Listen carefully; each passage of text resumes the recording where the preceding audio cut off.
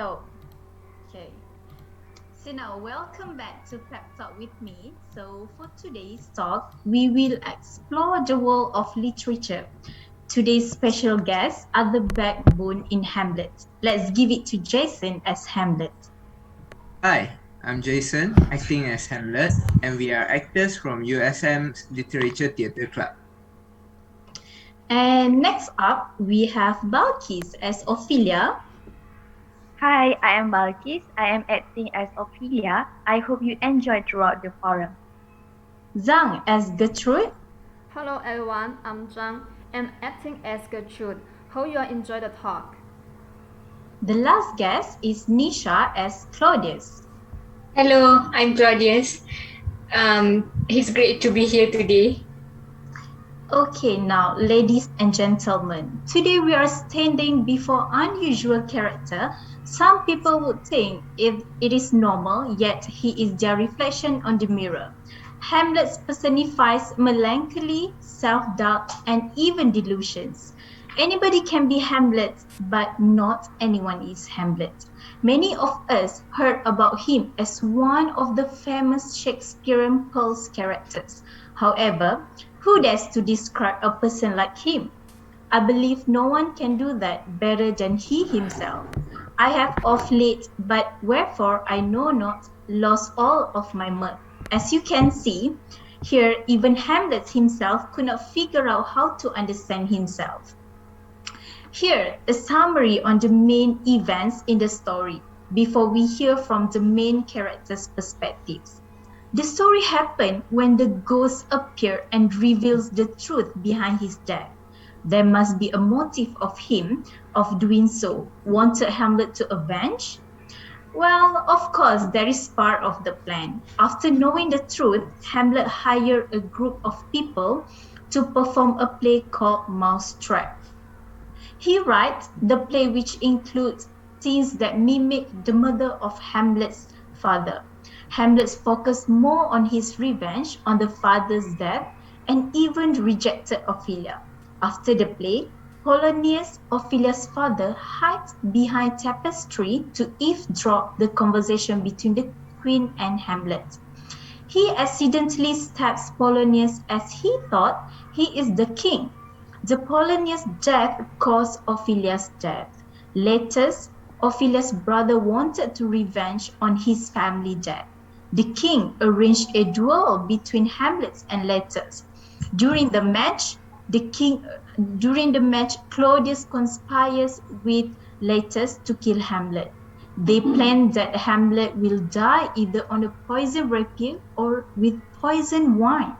The plans go awry when Gertrude unwittingly drinks from the poison cup and dies. Then, both Letus and Hamlet are wounded by the poison blade and Letus dies. Hamlet, in his death throes, kills Claudius. Hamlet dies, leaving only his friend Horatio to explain the truth to the new king, Fortinbras, as he returns in victory from the Polish wars. Okay, in the beginning, Hamlet struggles with the question of whether the ghost is his father and decides that he must be who he says he is. Now, let me ask Hamlet, do you believe there was a ghost, and can you explain how did you meet the ghost? Well, at first, it was two castle guards, Bernardo and Marcellus, who saw the ghost or my late father's spirit at the outer walls of Castle of Elsinore. They then informed my friend Horatio, who then told me, to be honest, I thought he had gone mad when I first heard what he said, until I saw it with my own eyes. The spirits who looked exactly like my late father in his war armor. My late father's spirit then informed me about the betrayal of my uncle Claudius. I could not believe my ears. He poisoned my dad just to get his hands on the throne and my mother, that insentious prick. But that is enough of me babbling about it. Thank you for your explanation. Hamlet is thinking about life and death. It is the great question that Hamlet is asking about human existence in general and his own existence in particular, a reflection on whether it is better to be alive or to be dead. Let's move on to the next character. Gertrude is the Queen of Denmark and mother of Hamlet. Gertrude married Hamlet's uncle shortly after the death of her husband. Now, Gertrude, do you really think Hamlet is mad with your decision? Hamlet is my son. Our family has been so happy for many years. Hamlet should be the future king. He is such an excellent child. I certainly do not believe he is mad. However, my husband died suddenly, and I had to marry my husband's brother. This sounds incredible, and I thought Ophelia would be my daughter-in-law. However, she refused my son's option. So many things happened at the same time. I have to believe how hard it hit Hamlet. He would really got mad. The haste of her marriage to Claudius, for instance, is puzzling in many respects, as we do not definitely know her motivation for doing so. Was she, for example, in any way involved in the death of her late husband? We do not know for sure. We also do not know for certain if she was in any way involved with Claudius' other sinister plots regarding Hamlet. Claudius then married Gertrude, the dead king's wife. Claudius is one of the driving forces in the play in terms of plot. Did you feel remorse with your actions, Claudius? No, I do not really feel remorse for killing my brother, but I have the fear of what my afterlife will be like as I've committed a big sin.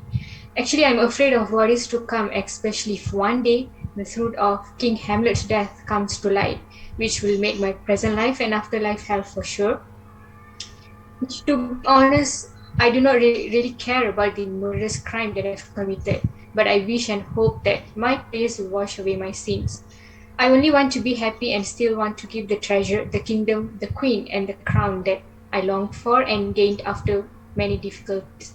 So I do not want to lose it, and I'm not guilty of my sinful acts for the lottery that I've earned from this murder. There is a very bold statement from you. Treasure and happiness are the one that you're wishing for.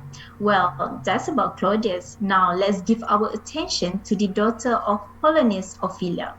Ophelia has often been described as beautiful, sweet, and gentle, possessing a kind of idealist womanhood which is too innocent and unworldly. So, Ophelia, what is your reaction after knowing Hamlet killed your father, as anyone knows that he is someone that you love? Of course, I feel so mad and loses touch with reality because my father was my advisor. I started to grieve by singing and giving nonsense responses to Claudius and Gertrude. Also, I'm doing the same thing when Letters is there. I would give you some violets, but they withered all when my father died. They say he made a good end. Definitely. I can understand your actions, and well, even the violets are saying goodbye to your father. Now, Gertrude, others may see you as someone who avoids unpleasantness or strife, preferring to live free from conflict and any of the other nasty realities of life. But why are you willing to marry Claudius? Because your action will create another conflict. Well, for my son, my son should be the future king. Only if I'm a queen can he be a king. Of course, it's also for my original husband. His beloved country cannot be occupied by floating bras. Only I have the power to protect my son and my vassal and people. I must maintain my position as a queen to protect our place and dignity. Of course, as a queen, I'm also a mother. My love for Hamlet is true, and I hope Hamlet will stay with me forever. I'm willing to protect him all the time. You know, Hamlet's sudden madness made me anxious, and it is just for me to marry Claudius.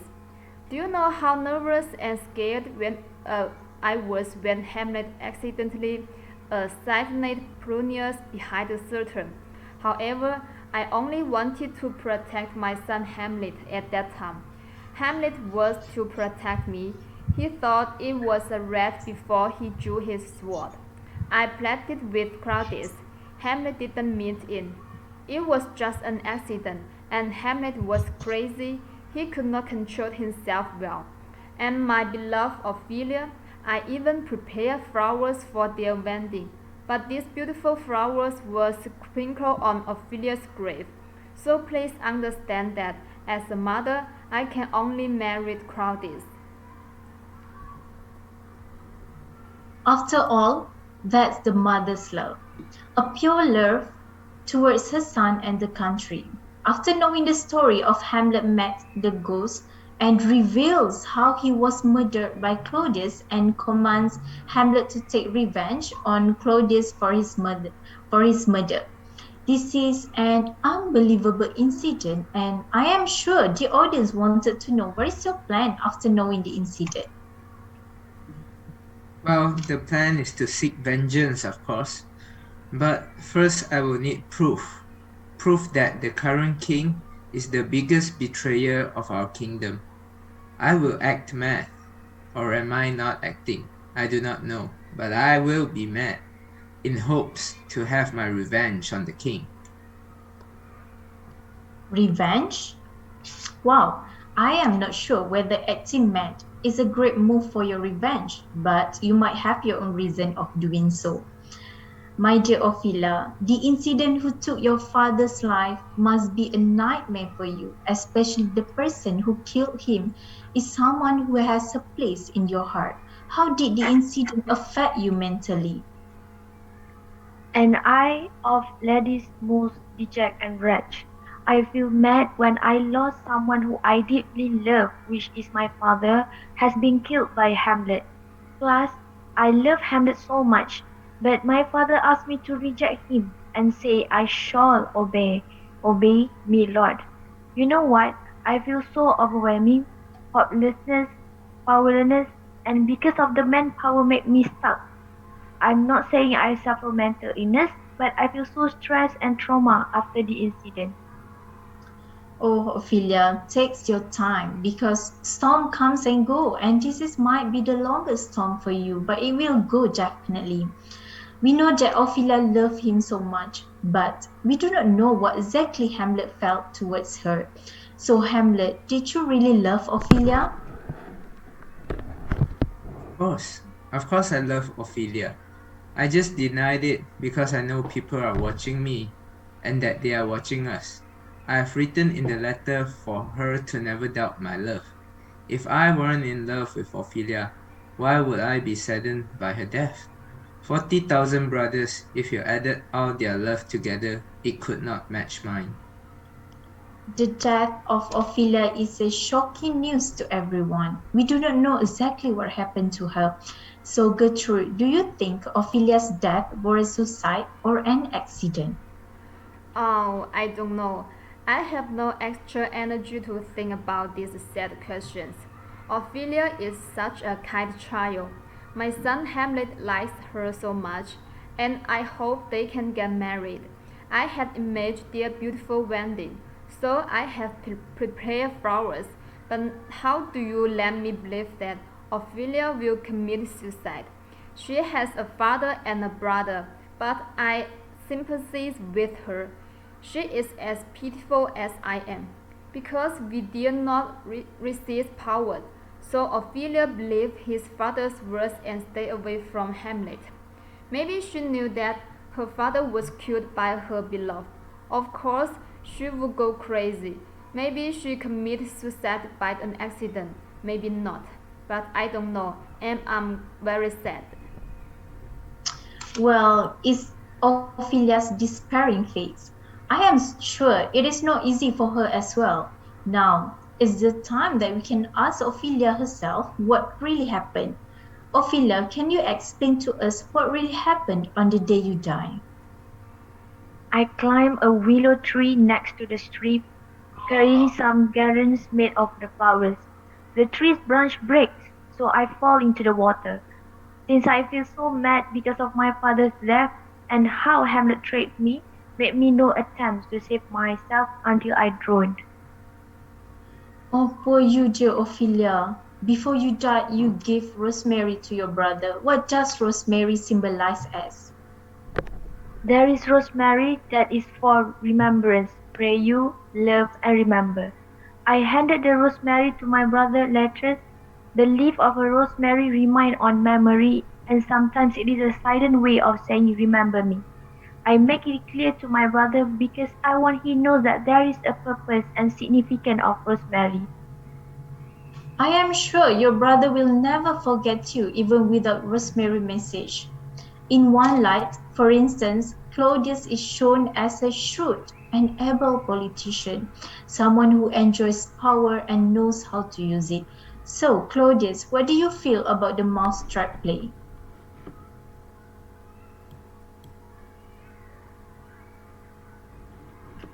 Claudius?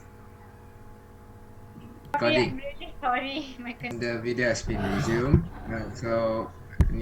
Shantini is back, and yeah, I will pass it on to her as Claudius. Okay, to make me confess and admit the truth that I'm the one who killed the king. Actually, in the middle of the play, I kind of realized the trap laid for me. To be honest, I became guilty, anxious, and watching the play as if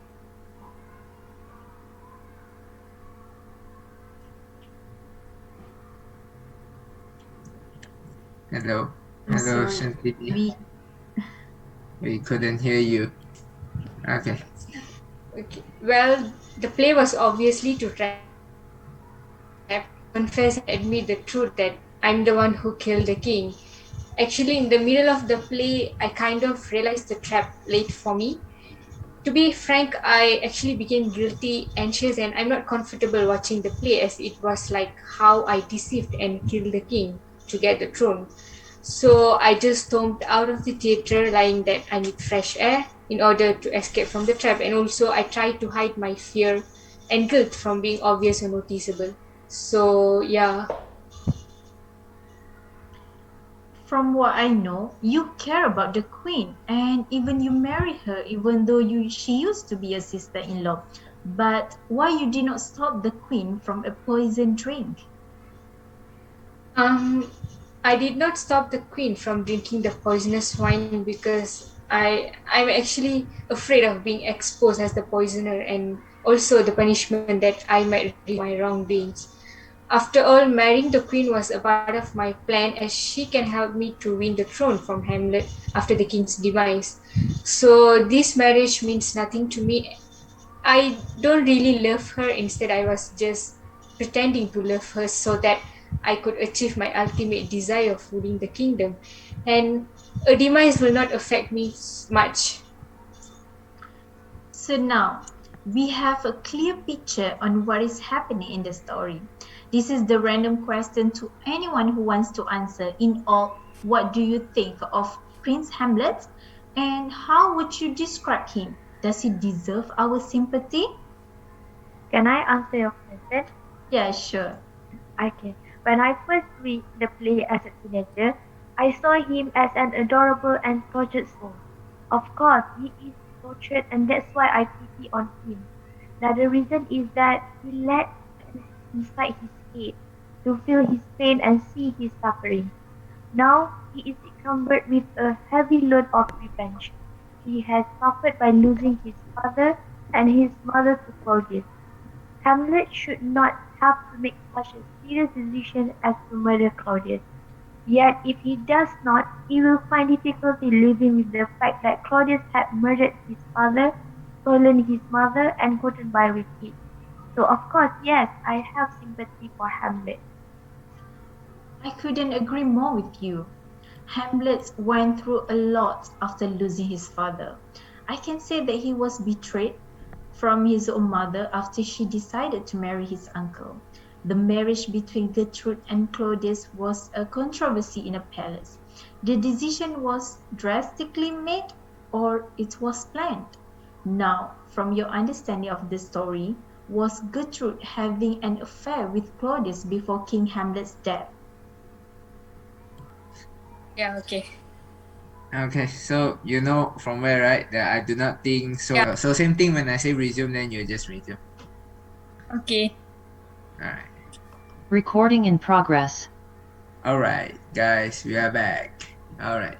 Okay, so let's give it to Nishantini again. Okay, I do not think so. Gertrude and Claudius were having an affair before the king's death because the ghost who claimed to be the king blamed Claudius as the main culprit who seduced and married his wife. In fact, the ghost does not hold any grudge against his wife. Instead, he told Hamlet not to harm his mother. If you watch or read the play in Act 3, Scene 3, Claudius claimed that he murdered the king to get the crown and the queen. If they were having an affair before, then it's not a big deal for getting the queen, as Claudius already has her. I think Gertrude married Claudius shortly after the king's death. Most probably, she does not want to lose her power or position. If it's viewed from the political and status perspective, then it seems reasonable why the queen decided to get married. I believe that the queen was not involved in the murderous act nor was having an affair. So this is my opinion about the affair. Yeah, surely the queen has her own reason of doing so. From the conversation that we had earlier, she wanted to protect her son as future king and her beloved country. The mousetrap play caused uneasiness of Claudius. Toward the end of Hamlet's mousetrap play, Claudius rushes out, clearly perturbed. Why? Does it confirm his guilt? What are you feeling about Claudius at this point? Well, I would like to answer this one. In my Yeah. opinion, of course, he feel guilty. The way he acted after he had seen the play confirms that he is guilty. I mean, the scene enacts exactly what the ghost told Hamlet about the murder of Hamlet's father. So I guess in a way, the mouse trap helps Hamlet in confirming what the ghost said was true. In Act 3, Scene 3, Claudius did confess his murder, but he finds himself not being able to ask for forgiveness as he felt victorious over this murder. I mean, this murder does allow him to be the king and marries his brother's wife, so I guess, yeah. Yes, the play takes a crucial part in the story. During the play, Hamlet closely watched the changes of Claudius' behavior towards the play. So now, what is the important message in Hamlet? Oh, I want to say it. I think Hamlet. I think Hamlet's murder, usurpation, pretending to be mad, and wrongful killing, and the final death of all the characters involved are shocking and sad. Power and status have always been the object of people's pursuit. Once the fire of desire is ignited, the ugly nature of human beings will be exposed. Even family affections and normality appeared so insignificant. Hamlet was innocent at first, but after he discovered that the truth of life was conspiracy and deceptions, he wanted to change the reality but was powerless, and finally found that only death was the only way to liberate. Perhaps a person like Hamlet, wandering between survival and destruction, will tear away the ugly side of human nature or at cost. I think Hamlet is not perfect. Sometimes he is timid, sometimes cowardly, and sometimes impulsive. But in us, we often see the shadow of Hamlet. Thank you, Zhang. In Hamlet, we have lots of themes that we can discuss on, but today let's focus on the main themes. What do you think on the main theme in these novels so that the audience can have a better understanding on the story? Could you please share? Okay, can I answer your question? Yeah, sure. Okay, I choose the theme of madness because it relates to Hamlet and Ophelia. Madness also goes hand in hand with truth versus deception because Hamlet's madness is whether real or just pretend remains an open question throughout the play. Besides, Ophelia also very mad towards how Hamlet treats her, and her father is killed by Hamlet. Ophelia felt so mad and let her drown in in the river. It shows the main points for this madness theme in in the Hamlet novel. Thank you, Balkis. It was a great explanation where madness also led Ophelia to death. Nisha, do you mind sharing your opinion? Yeah, sure. I would say revenge because it appears to be a constant theme throughout the play if you watch or read the play. In this play, Hamlet, Letters, and Fortinbras were looking to revenge on their father's death. For example, Hamlet seeks revenge on his uncle Claudius as he killed his father, the king. Similarly, Letters also seeks revenge on Hamlet for killing his father. His father Polonius, who is also Ophelia's father. Even Prince Fortinbras also travels miles to take his revenge on Denmark for killing his father, who was fighting for the land during the battle. So all these characters in this play were willing to do anything, even if they have to sacrifice their own life to succeed in their revenge. So revenge is also one of the most important things in this play. Indeed, even when Hamlet knows the truth about the father's death, the first thing came to his mind is revenge, like what happened at the end of the story where everyone is busy seeking revenge. So Zhang, do you have any idea about theme in the story? I think that is also one of the things of this tragedy. Hamlet has a strong tendency to doubt. He not only doubts himself, but also everything around him. His mother, his uncle, and his lover are all the objects of his doubt. But we can also understand that, after all, Hamlet's living environment has undergone such a drastic change within a month. His father was a king, and he enjoyed everything his father brought him. Therefore, he has made others value himself. Perhaps the sudden death of his father and the marriage of his mother and uncle made him panic, and Hamlet couldn't find anything in the world for his soul to rely on and trust, which led to his substitution. He couldn't believe that his uncle was the murderer of his father, so he made a mousetrap performance so that he saw his uncle panic. But Hamlet's skepticism made him wonder whether he should kill his uncle to avenge his father. He is not brave enough or is not strong enough, suspecting that he has lost his fighting power. When the father ghost came out of the grave and told him to arrange himself, Hamlet hesitated and deceived himself and confronted himself by scoring himself until he killed Ophelia's father by mistake, and then causing Ophelia's fall into a frozen death. Until the end of the play, did accidentally kill his uncle. It is like Hamlet said loudly in the second sense of the first act, "God, oh God, all the enormous truth God has not enacted any perfection lost. Everything in the world seems to me boring, still boring and boring." But he did not give up this boring and still life. Hamlet doubted everything around him and even doubted himself and God. But he didn't have the courage to change everything. If he had been brave at the beginning and believed in himself and had revenged victory, he would have learned that this tragedy would not happen, I think. Thank you for your detailed explanation, Zhang. In the story, Hamlet started to doubt everyone after knowing the truth. He has a mixed feeling on what is going on around him. Now, let's hear from Jason what he thinks about the theme in Hamlet. I think that the main theme of Hamlet is death, not just any death, but an unnatural death. For example, being murdered or suicide.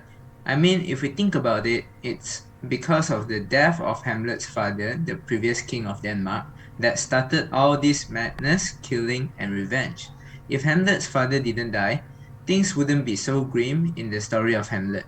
And you can see as well that Hamlet's character is very much obsessed with the idea of death itself, which subsequently leads to his grief.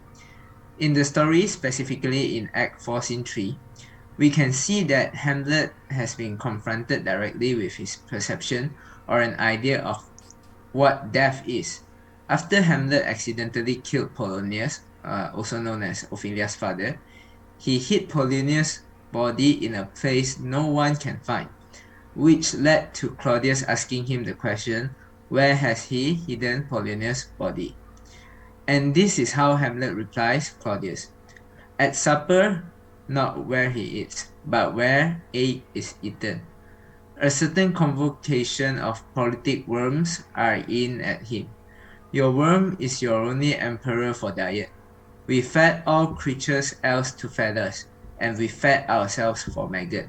Your fat king and your lean beggar is but variable service. 2 dishes, but to 1 table. That's the end. Basically, Hamlet in his answers described his very perception of what death is. To him, death is nothing but a life cycle of humans' existence. In other words, when we are alive, we eat, and when we are dead, we are eaten. Hamlet is also very preoccupied with the concept of an afterlife. Hamlet does not take the concept of death lightly. For example, Hamlet does not act on killing Claudius when he had the chance, solely because Claudius was praying at the time. Hamlet explained that if someone died during prayer, his soul would go to heaven. Hence, he decided to let this chance slide, as he wants Claudius' death to be one that will lead his soul to hell. Ironically, because of his idealism or concept of death and afterlife, it eventually led to more death, including his own and his mother's. Another interpretation of the concept of death in the story of Hamlet is the skull of Yorick, the corpse jester. The skull can be seen as a symbol of death, decay, and uselessness of a person after his or her death. After witnessing this skull, Hamlet was reminded that even the excellent imperious Caesar is nothing great after his death. This makes him think that about his own afterlife and the destiny of his current life. But if you ask me, one of the most tragic deaths in Hamlet's story is the death of Ophelia. Although the very subject of how Ophelia died is another thing to be debated on, Ophelia's death is clearly driven by the murder of her father's Polonius. And if we recall back on the story, Polonius wouldn't have died if and only if Hamlet decided to kill Claudius sooner. This again can be traced back to Hamlet's concept of death and how he takes this subject seriously. If Hamlet would have just killed Claudius without setting the mousetrap play in the hope to find evidence, the death of Polonius wouldn't have happened, which will also stop the death of Ophelia. To conclude, I think we can all agree that death in the story of Hamlet seems like the chain of causality where because of one death, it leads to many deaths of others. Hence, this is why I believe the death is one of the major themes of the story of Hamlet. Agree with your explanation, Jason. The reason why Jason said death is the major theme in the story is because even the story ended with 4 deaths: the death of Gertrude, Claudius, Latus, and Hamlet. From all the theme that has been discussed, I can personally say that each theme related to each other. Like, for example, the death will not happen if revenge did not take place. The revenge that Latus and Hamlet have led to their own death when they have a duel. Madness gets in the picture where the characters started to doubt everything. Hamlet became madness or acted as one when he started to doubt everyone, including his own mother. He cannot accept the true decision of marrying Claudius. Same goes to Ophelia when she doubted her father's death and cannot accept the fact that has happened, and thus she was mentally unstable. Now, out of my curiosity, I would like to know what's your personal opinion on gender roles in Hamlet with comparison to the current society? Can I answer your question? Yeah, sure. Okay. For many years, society has classified women into one of several stereotypical roles. Women are frequently viewed as weak, shallow, and dependent in our male-dominated culture. Shakespeare created two female characters in Hamlet who play important roles in the play. I would like to speak about Ophelia. Ophelia, a lovely young lady, is a daughter of Polonius, Lord Chamberlain of Claudius' court. Ophelia, an outstanding female character, is valuable to the royal family of Alcino, but she is unable to act as she wishes. The royal family restricted her actions, attitudes, emotions, and thoughts due to women's role shaped by patriarchal society in her time. At the moment, women are subjected to male power suppression, which affect both their public rights and personal life. Ophelia plays a minor role in the play, but her presence demonstrates how women were viewed in a patriarchal society at the time. She tends to follow the direction of others and not stand up for herself. Ophelia represents weak, silent, and passive women. To Shakespeare, she needs men. Her life has no direction without a man. She is totally dependent on her father, Polonius, and she shows her loyalty and dependence by agreeing to avoid Hamlet and his false sentiments. Ophelia's actions demonstrate that she will do anything to calm her father by making a personal sacrifice with which she disagrees. She feels so betrayed that her father has left her even though it was not his fault as he was killed by Hamlet. Ophelia does not feel compelled to do for Polonius. Polonius' guidance has influenced Ophelia's emotional growth and has only allowed her to think and feel what she is told to. Ophelia's actions result in her being weak and unable to remove her from the past and being capable of making her own decisions. For example, she is portrayed as insane after Hamlet rejects her for being unchaste, her father's murder, and the absence of a brother, which eventually leads to her suicide. Ophelia's death is a direct consequence of her dependence, which is evidenced by her obedience and overall character weakness. She may become a negative model of the self-destructive teenager in current society because nowadays we should encourage girls to become independent, assertive, and confident. Plus, we need to teach girls to know how to make and decide their own decisions and not rely on men. There is a phrase, don't be a queen waiting on a king. Be a queen busy with her kingdom until her king arrives. It is important to remember how strong the girls really are. Throughout the history, society has always perceived men to be the strong ones. With the men struggles women with the many struggles women have endured through the years, it's no question that we have worked hard for our title that woman is a strong and independent today. That's a really great explanation on gender roles in past and present society. One should not deny the fact that women are nowadays strong both emotionally and physically. They have become more independent and successful in their life. Let's hear let's hear from Zhang. Well, I agree with Bauchi's final point. I think Europe has always called itself a civilized society, but its civilization is not as perfect as it sounds.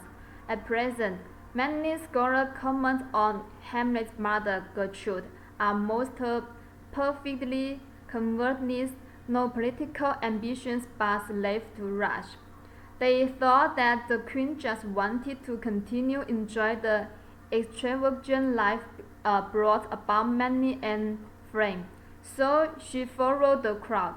After the death of her husband, facing crowded correction and temptation, she not only defied crowds but also upset her son the throne at the peace of mind.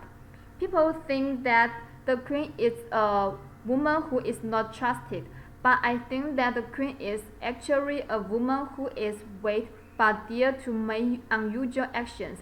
At least, at least she has this courage. In the past, women lived in a society dominated by men. They obeyed their fathers. They obeyed their fathers before marriage and were worthy of their husband after marriage.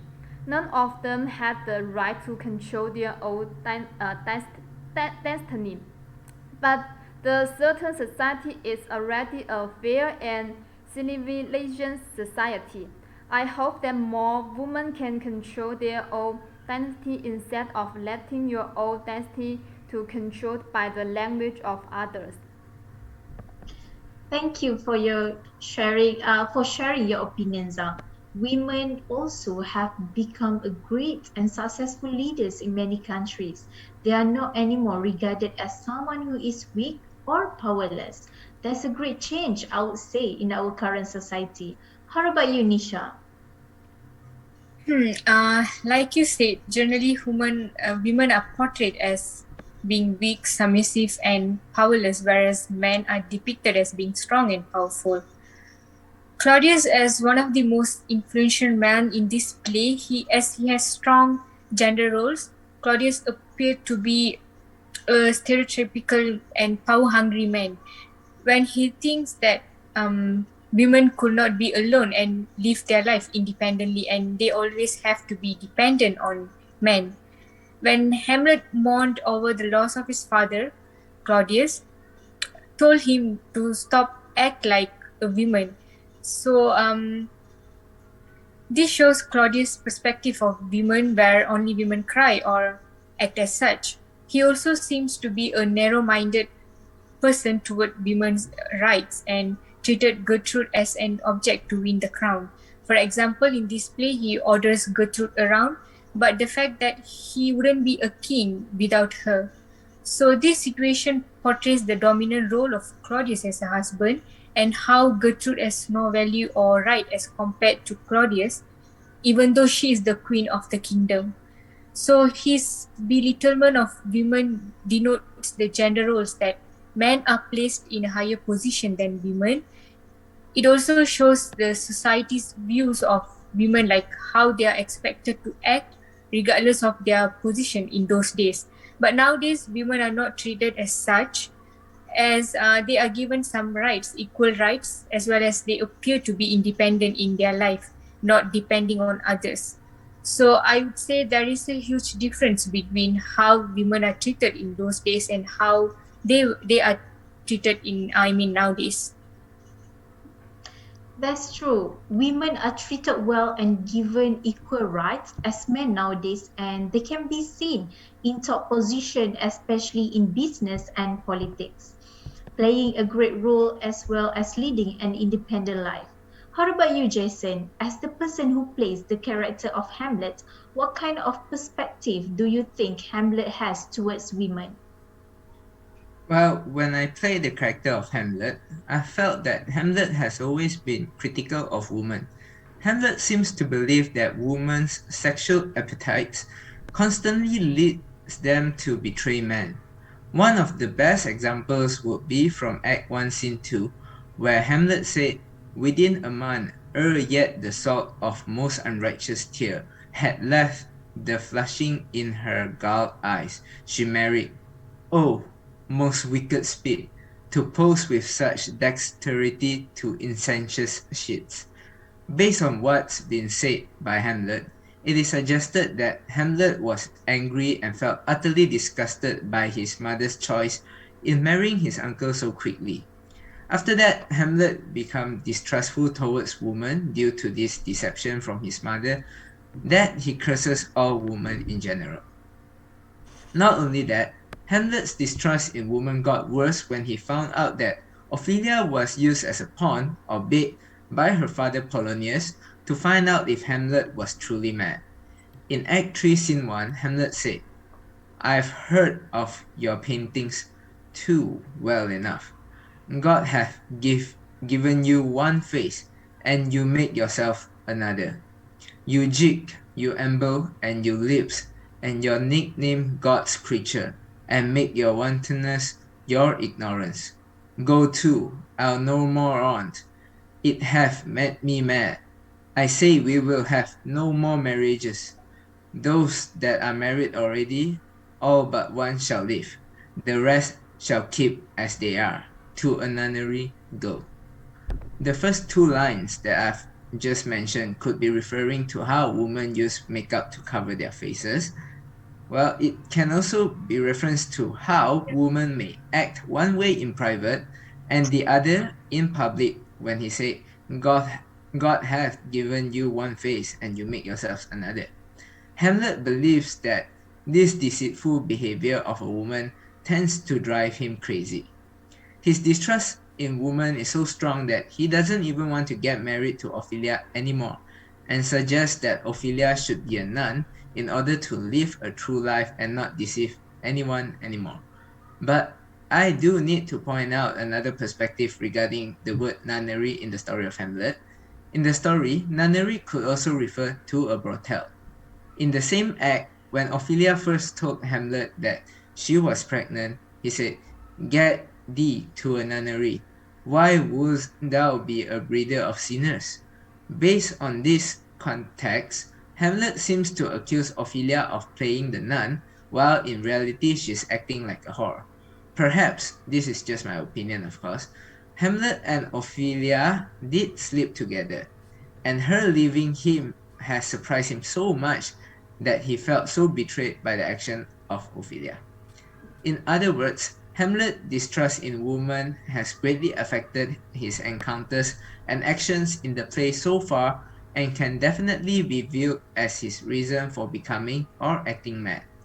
Hence, through the character of Hamlet, we can see that women in the story are often perceived as deceitful, easy to manipulate, and are tied down to their sexual desires, as opposed to today's society where women are now marching side by side with men, taking the position as leaders and also having voices of their own instead of leaving the shadow of men such as Ophelia. Interesting point of view we have here from our guests who act as the characters in the story of Hamlet. We now understand deeper about the thoughts, characteristics, and behaviors of the respective characters, as well as a better understanding of the overall story of Hamlet through the discussion of themes. We also get to see the contrast of how women were being displayed in the story in comparison to now, which give viewers and readers of the play a better perspective of the characters' behavior. Now, before we end the forum, I would like to ask the audience a question about this story. Okay, what point in the story did things begin to go wrong, and whose fault was this? Okay, so thank you to our guests for today, and thank you for the audience who's listening to the forum. I hope you enjoy and understand the story. If you have anything to ask, then feel free to share with me and the guests that we have for today. Okay, thank you, everyone. Thank you, thank you.